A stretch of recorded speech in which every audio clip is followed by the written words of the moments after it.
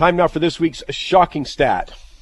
While Canada debates Kinder Morgan's Trans Mountain Pipeline, actually it's really debating oil production in Canada, we continue to lose up to $15 billion a year because of a significant portion of production from Alberta can't get to a port and get world prices due to pipeline capacity. Instead is sold at a steep discount because we only have one buyer, the Americans. But meanwhile, the U.S. producing record amounts of oil, which brings me to this week's shocking stat.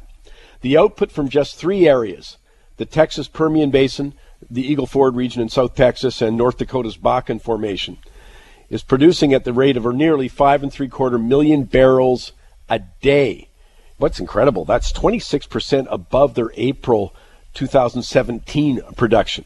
That's twice the output they had just 6 years ago in 2012. But here's the shock. If you just took those three regions, you just took the Texas Permian Basin, the Eagle Ford region, the Bakken Formation. If you just took those three regions and they were a separate country, they would be the world's third largest oil producer, only behind Russia and Saudi Arabia.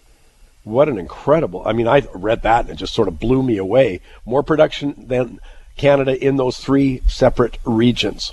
And it gives you an idea, but that growth, twice their output as they had at the end of 2012 already. A jump of 26% from last April 2017, which is why it's such a problem for OPEC. Big story today is they're figuring out their production cutbacks are simply getting filled by the U.S. That will also happen if we close the oil sands. Believe me, that production would be picked up very, very quickly by other nations. But as I say, they'd be the third largest producer, just those three regions.